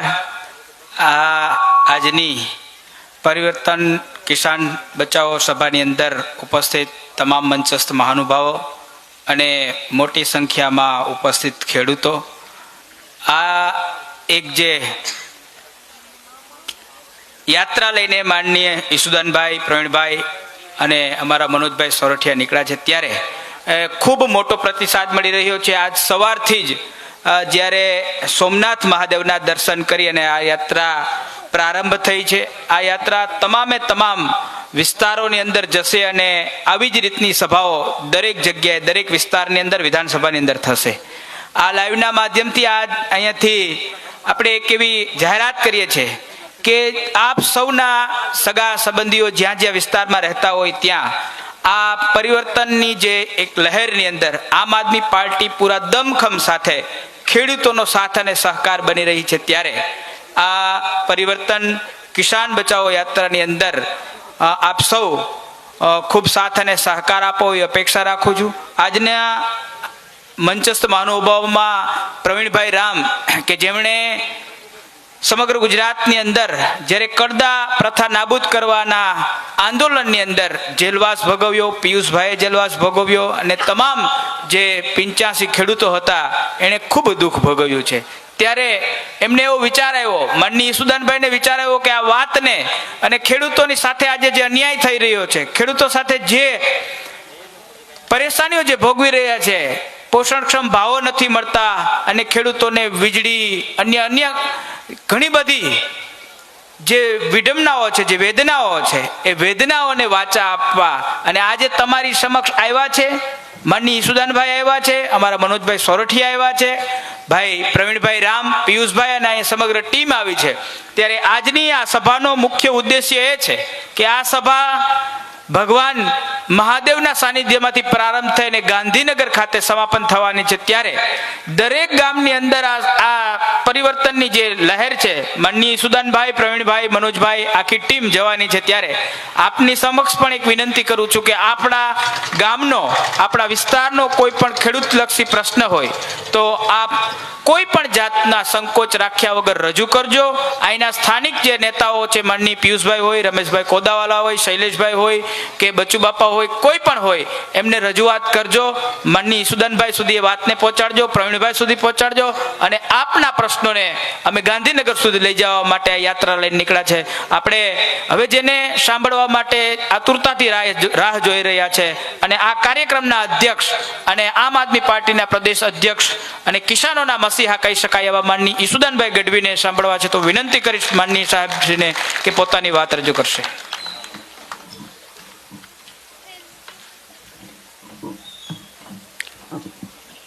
થાકી નથી ગયા ને? હે, હું ક્યારનો જોતો તો, મેં કીધું આમ હચુડતું થાય છે. 30 વર્ષથી ચાલે છે, એમાં થાયકા નથી તો હવે થાકવાનું નથી. હો, એક નારો બોલાવીશું, બોલો ભારત માતા કી જય જવાન. મંચસ્થ ઉપસ્થિત મારા સાથી અને નાના ભાઈ સમાન મનોજભાઈ સોરઠિયા, પ્રવીણભાઈ રામ, રાજુભાઈ, પિયુષભાઈ, રમેશભાઈ અને તમામ મહાનુભાવો અને આપ સૌ દૂર દૂરથી પધારેલા ક્રાંતિવીરો, ભાઈઓ અને બહેનો, મિત્રો, આજે આ પરિવર્તનની યાત્રા શું કામ કાઢવાની જરૂર પડી છે? આ એટલા માટે જરૂર પડી છે કે તમારા ગામમાં આજુબાજુ જે ભાજપ ને કોંગ્રેસના લોકો હોય ને એને સામે બેહાડો, એના આત્માને જગાડવા છે. તમારી જાયગી છે ની બાકી છે હજી, અને ઈ કોડાઓના કારણે આપણે ભોગવવાના છીએ. હું કામ? એટલા માટે કે 30 વર્ષ થયા મિત્રો, હિન્દુસ્તાનમાં એક એવો ખેડૂત છે જે પોતે પોતાના માલનો ભાવ, ઉપજનો ભાવ નથી લઈ શકતો અને એને ખબર નથી કે ભાવ કેમ નથી મળતો. સાહેબ, વયા જાઓ અમેરિકામાં, અમેરિકાના એક ખેડૂતને અમેરિકાની સરકાર 54 લાખ રૂપિયા સબસિડી આપે છે અને આપણી સરકાર વિશ્વગુરુ બની નીકળી છે, પણ તમને ને મને દોડતા કરી દીધા છે ને છોકરાઓની ચડીઓના વેત નથી રહેવા દીધા ને એવા કરી દીધા છે આ કોડાઓએ. આ વાત કરવા નીકળ્યા છીએ મિત્રો. તમે વિચાર કરો, આજે ઇઝરાયલમાં એની ખેતી જુઓ, એની પાસે જમીન નથી. ઇઝરાયલના એક નાગરિકને કે પ્રધાનમંત્રીને તમે અહીંયા લાવો તો મિત્રો આપણી ખેતી જે 50-50 વીઘાના ખેતરો જુએ છે ને, ઈ જોઈને તો ઈ આશ્ચર્યમાં પડી જાય છે કે આટલી જમીન. તો ખેડૂતને બંગલો હશે, ગાડીઓ હશે, ખેડૂત હેલિકોપ્ટરમાં જતો હશે, પણ એને ખબર નથી કે ખેડૂત મોટરસાયકલમાં જાય છે ને અહીંયા 500 ની પાવતી બટકાવે છે, અહીંયા પીયુસીઓ માંગે. પણ ઈ ઇઝરાયલમાં મિત્રો કેવી ખેતી થાય છે? નીચે વાવેલું હોય, જમીન નથી ત્યાં ટૂંકી છે, એની ઉપર મજલો બનાવે, એની ઉપર માટી નાખે, ફરીથી એની ઉપર ઉગે, ફરીથી એના ઉપર મજલો બનાવે, 4-4, 5-5 મજલે મિત્રો ખેતી કરે છે ને હિન્દુસ્તાનમાં સૌથી વધુ ખેતી છે, છતાંય ઉત્પાદન ઇઝરાયલમાં આવે છે વધારે, અહીંયાના ખેડૂતોમાં આવે. શું કામ? ત્યાં ઈમાનદાર ને ભણેલા ગણેલા નેતાઓ છે. અહીંયા કડદાવાળા છે, કડદા કરી નાખે. ગામમાંથી નીકળે અહીંયાથી કડદો કરવાનું શરૂ કરે. મિત્રો 30-30 વર્ષ થયા અને તમારા ગામમાં સારા રસ્તા ન હોય, સારી હોસ્પિટલ ન હોય, સારી સ્કૂલ ન હોય, અને છતાંય કમળ ઉપર બટન તમારું જીવ જાય છે ને મને ખરેખર એમ આવે છે કઈ હું ખાઈને મોટા થયા છો. એક મને વિચાર કરો કે એક ભાઈ હોય, આ ગામમાં દુકાન હોય ને આપણે દુકાનમાંથી એમ કીધું ભાઈ 2 કિલો ખાંડ આપણે ઉધાર, કાલે હું આપી જઈશ. ઈ 2 કિલો ખાંડ આપે, આપણે લેવા જઈએ, આપણે ચૂકવીએ નહીં, બીજી વાર જઈએ બીજા દિવસે બીજી 2 કિલો ખાંડ આપો, ફરીથી 2 કિલો ખાંડ આપે, આપણે કે હું પરમ દિવસે આપી દઈશ, છતાંય રૂપિયા ન આપીએ અને સતત ખાંડ ઉધાર લેતા રહીએ ને છતાંય રૂપિયા ન આપે ને 30-30 વર્ષના વાળા વીતી જાય તો એ વેપારી મૂર્ખ કે ખેડૂત? તમે વિચાર કરો, 15 વર્ષનું આ પોલીસ વાળાને પૂછો, મિત્રોને, મારા બધા મિત્રો છે, એને પૂછો કે ભાઈ 15 વર્ષ જૂની ગાડી રોડ ઉપર લઈને નીકળીએ તો શું થાય? તો કે હાલે નહીં. 15 વર્ષ જૂની ગાડી નથી હાલતી, 30-30 વર્ષના ખટારા તમે જોરશોરથી હલાવો છો, ગજબ કહેવાય. એ કહેવા માટે આજે ઈશુદાનભાઈ અહીંયા આવ્યા છે. એટલા માટે મારે આવવું પડ્યું છે. હું જોતો હતો કે કેટલાક લોકો તપસ્યા કરી શકે છે, બેસી શકે છે, નહીં તો હું થાય ખબર છે થાકી જાય. ઓહો, કેડ દુખે છે. આ 30 વર્ષથી આવું ને આવું કેડ દુખે ને ભાગવા માંડ્યા ને એમાં જ દીકરાઓની આ હાલત થઈ છે. આજે આ પિયુષભાઈ આજે પ્લાન કર્યું, દીકરીઓના પગ ધોયા, દીકરાઓને સન્માન કર્યા, આ સારી વાત છે. પણ મારે એ વાત કરવી છે કે આ ખોરાસા ગામ છે અથવા તો આજુબાજુના લોકો છે, માતાબેન દીકરીઓ બેઠી છે, હમણાં તાલુકા જિલ્લાની ચૂંટણી આવે છે, ભાજપ વાળા મત માંગવા આવશે. અહીંયા સ્કૂલ છે ખરી? સારી સ્કૂલ છે? કેટલા શિક્ષકો છે? સાહેબ દાવા સાથે કહું છું, મને ખબર નથી, પણ અહીંયા સ્કૂલ હશે ને તો પૂરતા શિક્ષકો નહીં હોય. ભાજપ વાળા અહીંયા નાખવા નથી દેતા, બાજુવાળામાં પોતાની હાલે નહીં એટલે એને પ્રાઇવેટ હલાવી હોય. અને છતાં એ મોટા કલાકારો કેવા કે જે વાલીને એના દીકરાને ભણાવવા માટે ભાજપ સારી સ્કૂલ ન આપી શકતી હોય, હોસ્પિટલ ન આપી શકતી હોય, એને સાહેબ વ્યવસ્થા ન આપી શકતી હોય, છતાં એ મત લઈ જાય, કેટલા મોટા કલાકારો કહેવાય. એકવાર ભાજપના કલાકારો માટે તાળીઓ થઈ જાય. હા સાહેબ, એકવાર મામુ રમાડો વાંધો નહીં, બીજી વાર મામુ રમાડો વાંધો નહીં, 30-30 વર્ષથી કોણીએ ગોર ચોટાડે ને આપણે છતાંય હાલી નીકળીએ એટલે એનામાં કડા કેટલી મોટી હશે.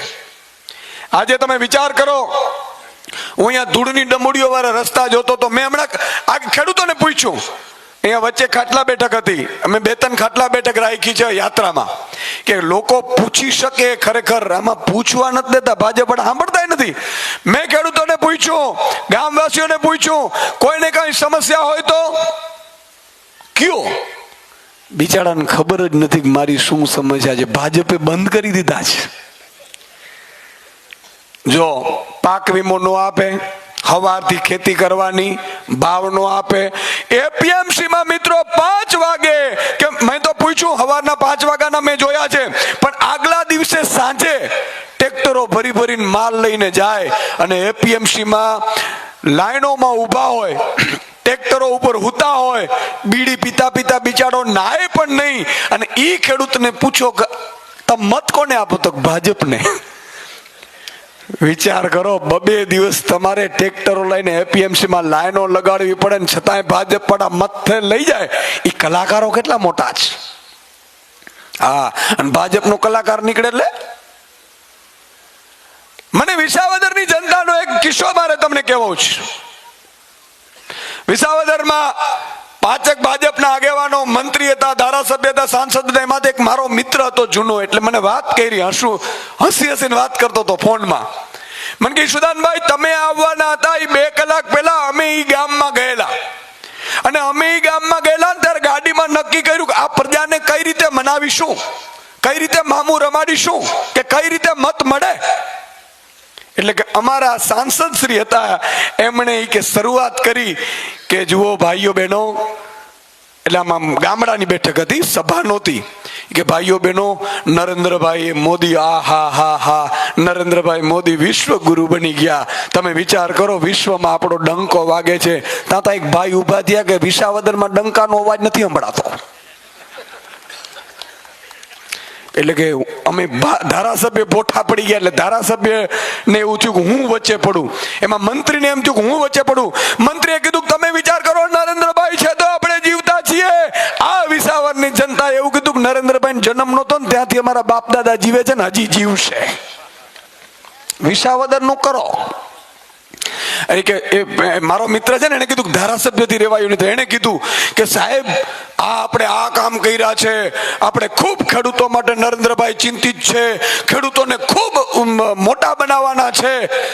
તો કે એમ, અમને પાક વીમા યોજના બંધ કરી દીધી ને, એનું તમે લેખિતમાં લઈને આવો, કાલે ચાલુ કરી દેશું, હાલો તમને મત આપીએ. અને પછી એમાંથી એક ભાઈ ઉભા થયા અને એને કીધું કે તમે કેવા હોશિયાર છો. ઈ કે ભાજપવાળાને કહે તમે કેવા હોશિયાર છો. આ વિસાવદરની જનતાને મિત્રો સેલ્યુટ મારવી પડે એકવાર, એના માટે તાળીઓ થઈ જાય. આ વિસાવદરની જનતાએ એવું કીધું ભાજપના નેતાને કે તમે કેવા હોશિયાર છો. તો કે કેમ? તો કે તાલુકા પંચાયત તમારી, જિલ્લા પંચાયત તમારી, સાંસદ તમારો, મંત્રી તમારો, મુખ્યમંત્રી તમારો, પ્રધાનમંત્રી તમારો, અને તમે અને તમારો ઉમેદવાર એવું કે છે કે મને વિસાવદરનો ધારાસભ્ય બનાવો તો પેરિસ જેવા રસ્તા બનાવો, બાકી નહીં. તમે કેટલા મોટા હોશિયાર છો કે કોડાઓ મત થીવાય કઈ તમને આવડે? સાહેબ, એ 5 લોકો કે અમે બહાર નીકળી ગયા. ખરેખર વિસાવદરની જનતા ગજબની છે, અને એટલા માટે મિત્રો વિસાવદરની જનતાને ગોપાલ ઇટાલિયા જેવો મર્દ માણસ મળ્યો છે. આજે અહીંયા પ્રવીણ રામ 108 દિવસ જેલમાં ગયા, માળા ફેરવતા હતા. 108 માળાઓ કરો ને તો ભગવાને કદાચ તમારી સામું જુએ. આ 108 દિવસ મિત્રો જેલમાં રહીને આવ્યા. અને આજે પિયુષભાઈએ 2 ભવિષ્યવાણી કરી કે આ 108 માળા ફેરવી એટલે આમ આદમી પાર્ટીની 108 સીટ આવશે કે. પણ હું તો 150 માનું છું ભાઈ. નાના સુનામ જવું નથી, નહીં તો પછી અમારા બેટા ઠેકડા મારી જાય, થોડું ઘણું આપણે ડર લાગે. સાચું કે નહીં?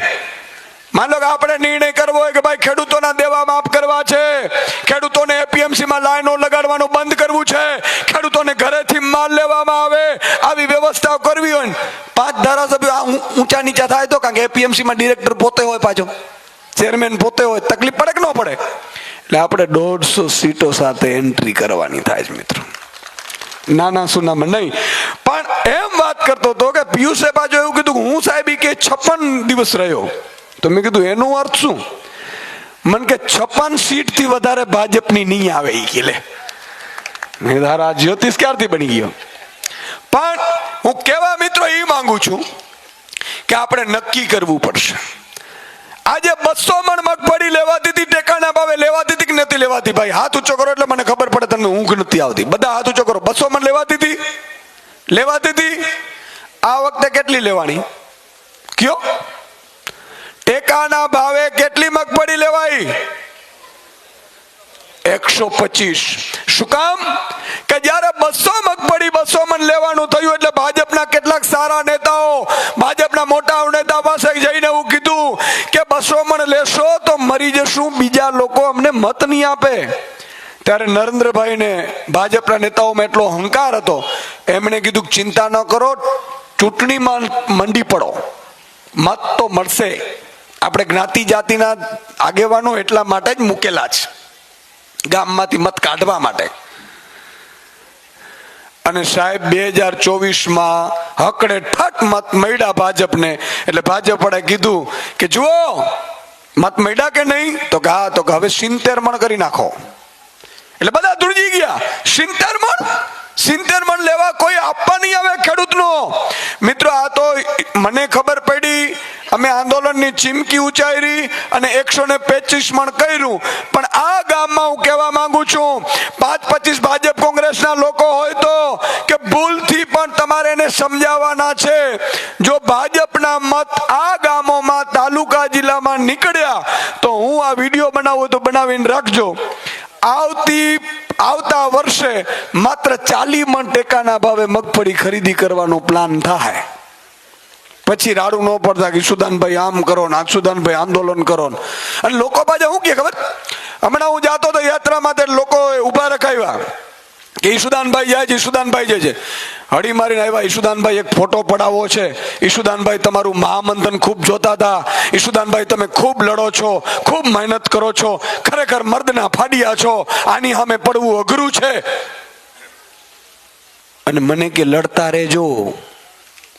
એટલે મને એમ થયું તમે જરાક સાથ આપજો. મને કે હું તો ભાજપના કિસાન સંઘમાં છું. આમાં પ્રવીણભાઈ જેવા 5-5 વર્ષ રહી આવે ને તો હું ફેર પડવાનું છે.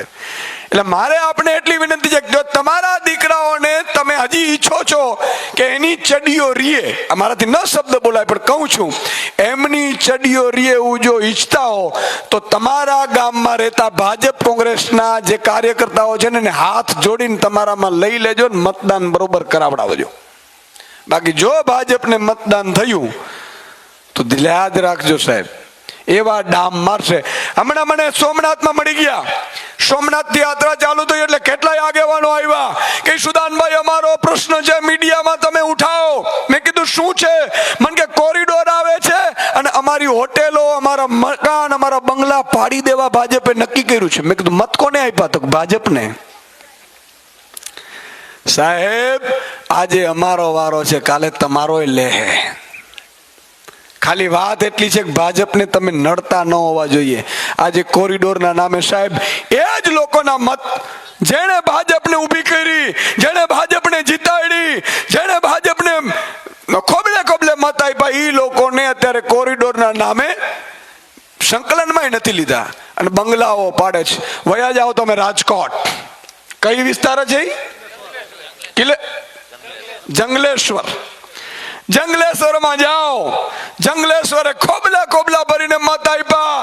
ખોબલે ખોબલે 5 ઘર વટે ને એટલે એક પેજ પ્રમુખ હતો જંગલેશ્વરમાં ભાજપનો. ભાજપને મત આપો, ભાજપને મત આપો. ભાજપ લોકોની મીટિંગ થઈ હશે, જમીન બહુ મોકાની છે, તે કરો કંકુના, કરી નાખ્યા કંકુના રોડ ઉપર. ભાજપને જેટલા જેટલા મત આપે છે ને એને રોડ ઉપર ભાજપ એક દિવસ લાવશે. બોલો, તાળી પાડો આના માટે એકવાર. આ વાત સાચી કરું છું. આ મારી માતા બેન દીકરીઓ બેઠી છે, એક વાત કહી દઉં. આ માતા બેન દીકરીઓ, તમે વિચાર કરો તમારે શું કરવાનું છે ખબર છે? આ ગામમાં દીકરા કે દીકરી આગળ વધે નહીં, માને ખૂબ ચિંતા હોય. બાપ તો હજી કામમાં હોય પણ માને ખૂબ ચિંતા હોય. તમારા સંતાનોને કલેક્ટર કે ડોક્ટર કે એન્જિનિયર બનાવવા માંગતા હો તો તમારે શિક્ષણ જરૂરી છે, બાળકને તમારે ભાવ જરૂરી છે. જો ઈ નહીં આપે તો, અને તમે એમ માનતા હો કે નરેન્દ્રભાઈ એવું કહેતા બહેનોને કાંઈ તકલીફ પડે ને એટલે મને પોસ્ટકાર્ડ લખજો પોસ્ટકાર્ડ કે બહેનો અત્યારે હાવ રડે છે. નરેન્દ્રભાઈ એવું કીધું કે ભાઈ 400 રૂપિયામાં ગેસનો સિલિન્ડર પોસાતો, 400 રૂપિયામાં મારી માતા બેન દીકરીઓને ગેસનો સિલિન્ડર પોસાય? આંદોલન કર્યું. બેન શ્રી સ્મૃતિબેન નીકળી પડ્યા સંસદ ઘેરવા માટે. બધી બહેનોને એમ થયું કે વાત સાચી છે અને બધા નરેન્દ્રભાઈ કીધું કે ગેસના સિલિન્ડરના ભાવ ભાઈ ઘટવા જોઈએ, 200 જોવા જોઈએ. અને કેટલીક બહેનો ચૂલા ઉપર શેકતી હતી, ચૂલા ઉપર કરતી હતી ને રસોઈ. નરેન્દ્રભાઈ કીધું કે મારી બહેનોના આંખમાં આંસુ આવે, ચૂલાનો ધુમાડો જાય અને મારી બહેન હેરાન થાય એવું મારે જોઈએ નહીં. બધાને ગેસનો સિલિન્ડર ઉજ્જવલામાં આપો. બનેવીઓને એમ થયું સાડો જોરદાર મળ્યો અને બધા બનેવીઓ પણ ઉજ્જવલામાં નામ લખાતા ગયા. બધાને પૂછ્યું બરોબર છે? તો કે હા. હવે ક્યાંય હાલે છે ક્યાંય લાકડું ચૂલ? તો કે નહીં ચૂલો બંધ થઈ ગયો ને લાકડા બંધ થઈ ગયા ને બધા ઉજ્જવલામાં ગેસના સિલિન્ડર લઈ લીધા તો કે ઠોકો 1100. ઘરે ઘરે છે ને 1100 ના ગેસના બિલ છે ને બહેનોને કેવા નડે, બરોબર કે નહીં? અને હવે તો ઉજ્જવલા ભરાઈ નથી શકતા. હવે બનાવીઓને ખબર પડી કે સારો તો સુંદરલાલ જેવો નીકળ્યો. પણ મારે જે આપણે છેલ્લી વાત કરવી છે મિત્રો, આમ આદમી પાર્ટી હોય તો શું થાય? આજે 2022માં આપણે કીધું હતું કે આમ આદમી પાર્ટીની સરકાર બનાવો, અને જો આજે આમ આદમી પાર્ટીની સરકાર હોત તો શું હોત? વાતો તો મોટી કરવી જ, બરાબર કે નહીં? મિત્રો આજે 4 વર્ષ થયા છે પંજાબમાં આમ આદમી પાર્ટીની સરકારને. માર્ચમાં 10 માર્ચે ભગવત માનજીએ સત્તા ઉપર શાસન લીધું હતું. આજે કોઈ પણ એપીએમસી માં માલ વેચવા જાય મંડીઓમાં, મારો ખેડૂત કોઈની તાકાત નથી ટેકાના ભાવેથી નીચે 1 રૂપિયે કોઈ ખરીદી શકે, કોઈની તાકાત નથી સાહેબ. આ વ્યવસ્થા હોવી જોઈએ. અને ટેકાના ભાવે માત્ર 25 મણ ને 50 મણ ને 200 મણ ને 125 મણ નહીં, જેટલી મગફળી થાય, જેટલા ઘઉં થાય, જેટલા ચોખા થાય, એ સરકારની જવાબદારી કે પૂરેપૂરા ભાવે ખરીદી કરે. એટલું નહીં, તમારે અહીંયા નથી વેચવું સરકારમાં, અને કોઈ પણ વેપારી ખરીદવા આવે તો વેપારી 1 રૂપિયો ટેકાના ભાવથી ઓછે ખરીદી ન શકે, નહીં તો જેલમાં જાય. બોલો આવી સરકાર હોવી જોઈએ કે ન હોવી જોઈએ? આજે આમ આદમી પાર્ટીની સરકાર બનત ને તો મગફળીના ભાવમાં તમે લીલા લેર કરત. તમે મોટરસાયકલ આવે છે ને એ લઈ લેત, બધા ગાડીઓ 4 વ્હીલો આવી જાત, દીકરાને સારી સ્કૂલો બની જાત. સાહેબ પંજાબમાં 117 વિધાનસભા છે, 100 વિધાનસભામાં સ્કૂલ ઓફ એક્સલન્સ બની છે મિત્રો. જે 4-4 લાખ રૂપિયા ફી ભરે છે ને, ઈ ફીમાં પ્રાઇવેટમાં થી બાળકોને ઉઠાડી અને સરકારી સ્કૂલમાં મૂકે છે ને, એમાંય પણ નીટ ને ડોક્ટર ને એન્જિનિયરમાં લોકોને છોકરાઓને એડમિશન મળે છે ને, આવી વ્યવસ્થાઓ પેદા થઈ છે. પણ આપણે એ જોતું નથી. આપણે તો બસ મોદી મોદી મોદી, અને પછી હાય માને ભાવ નથી મળતા, હાય મારો રસ્તો નથી બનતો, હાય મારી સ્કૂલ નથી, હાય મારે ફી ભરવાના નથી, હાય મારે પાક વીમો નથી, હાય મારે કોરિડોરના નામે મારું ઘર તોડે છે, હાય મને રોડ ઉપર લઈ લીધું. પણ તમે પસંદ જ એવાને કર્યો તો, મર્દના ફાડિયાને પસંદ કર્યો તો આ દી જોવા ન પડત સાહેબ. તમારે હંમેશા નેતાગીરી એવી હોવી જોઈએ સાહેબ કે ઈ તમારા માટે લડી શકે, તમારા માટે મેદાનમાં ઉતરી શકે ને તમારા માટે જીવ આપી શકે. બાકી રાવણ પણ છે ને, ઈ શેનો વેશ પહેરીને આવ્યો હતો? સાધુનો વેશ પહેરીને સીતામાનું અપહરણ કરવા માટે આવ્યો હતો. અત્યારે જે મોટી મોટી ગાડીઓમાં ફાકા ફોજદારી કરે છે ને, એ મોટા મોટા રાક્ષસો છે, ખાલી શિંગડા જ નથી.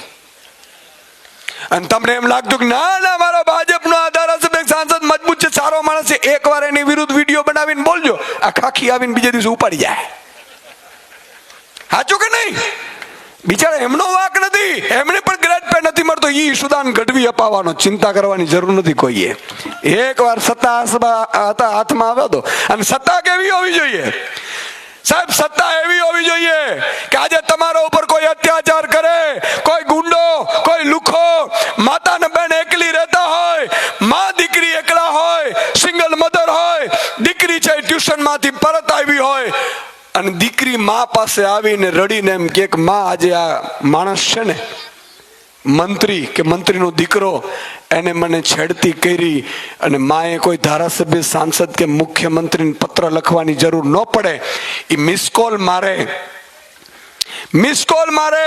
સાંજના 9 વાગ્યા હોય, માતા મિસ કોલ મારે, ઓનલાઈન FIR થાય, અને બીજા દિવસનો સૂરજ ઉગે ને ત્યાં મંત્રી કે મંત્રીનો દીકરો જેલમાં હોય ને, આવી વ્યવસ્થા પેદા કરવા માટે રાજનીતિમાં આવ્યા છે. અમને શું જોઈએ જ ભાઈ? ઈશુદાન ગઢવીને ત્યારે કઈ ઘટતું નતું ને આજે પણ નથી ઘટતું. હા, ઘણા ગોરખોદિયાઓને ખબર ન હોય તો કહી દઉં, મારા બાપે ઘણું મૂકીને ગયા છે. હા, હમણાં મેં દાન લખાયું તો ઘણાને પીડા આવી ગઈ કે આટલું દાન. અરે તમારો બાપ ઈશુદાન ગઢવીની જુઓ તો કરો શું ઓકાત છે. ઈશુદાન ગઢવી સમૃદ્ધ બન્યો, પણ હું એવું ઈચ્છું છું કે મારો ગુજરાતનો એક એક દીકરો કે દીકરી સમૃદ્ધ બનવી જોઈએ ને, એટલા માટે રાજનીતિમાં આવ્યો છે. ગોરખોદી આવો, કમળગઢી આવો, તમને ખબર ન હોય તો કહી દઉં, ટાઈગર છે.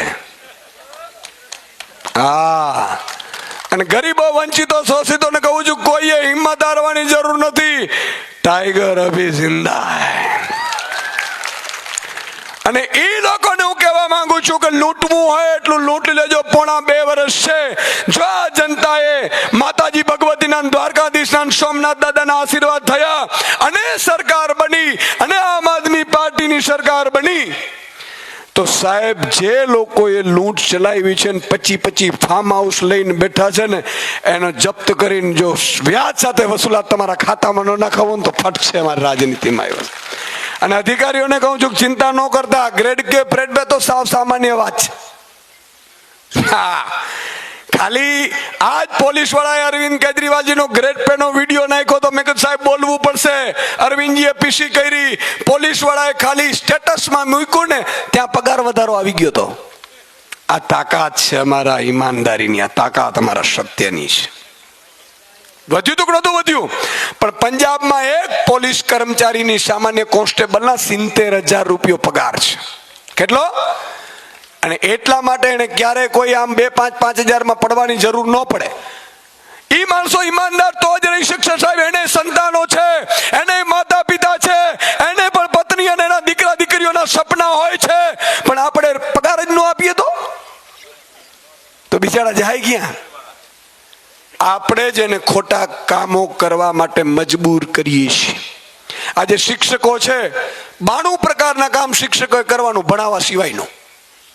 એટલે સરકારી સ્કૂલ બંધ થઈ જાય, બાજુમાં ભાજપના નેતાની પ્રાઇવેટ ચાલુ થઈ જાય અને માલ કમાય. આ બધા ધંધા છે. તો મારે આપણે વિનંતી કરવી છે કે આગામી તાલુકા જિલ્લાની ચૂંટણીઓ આવે છે. આપ તૈયાર છો? તમે તો તૈયાર હો? એક ભાજપ કોંગ્રેસ વાળાને પગે પડીને કહેવાનો છે કે ભાઈ તું પાછો વળ, નહીં તો સૂકા ભેગો લીલું પડી જાય. આ વખતે ભાજપ કોંગ્રેસ વાળાને કહી દેવાનું, તમે બેહી જ જાઓ ભાઈ. કોંગ્રેસનું અહીંથી જાહેરમાં કહેવા માંગુ છું સાહેબ, આ 2027 ની ચૂંટણી ખાલી મૂકી દે કોંગ્રેસ. અને જો અમે સત્તા ઉપર ન આવીએ કે સત્તા ન મૂકીએ તો હું આજુવ્યાની ઈશુદાન ગઢવી કોંગ્રેસનો ગુલામ બનવા તૈયાર છે સાહેબ. એકવાર અમે 30 વર્ષ ક્યાં આમ આદમી હતી, સાચું કે નહીં? એકવાર કોંગ્રેસ એમ કહી દે કે 2027 આમ આદમી ભાજપ ભલે લડે, પછી મોરો આપી દેવાનો છે સાહેબ.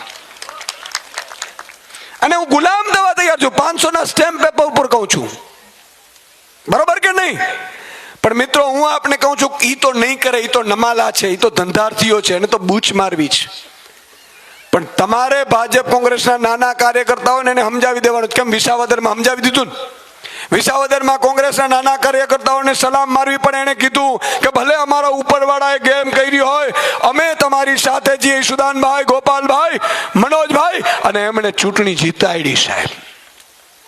એટલે હું આગળ ગુજરાતના કોંગ્રેસના નાના કાર્યકર્તાઓને હાથ જોડીને વિનંતી કરું છું કે આ ઉપલા નેતાઓ પર વિશ્વાસ ન કરો.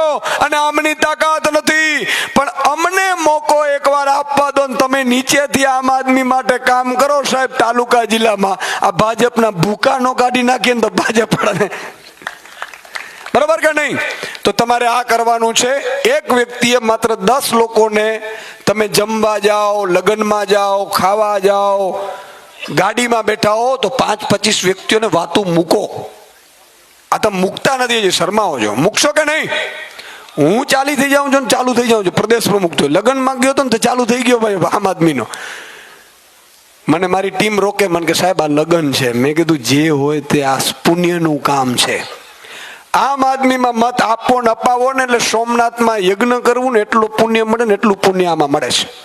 બોલો ભારત માતા કી જય. જવાન.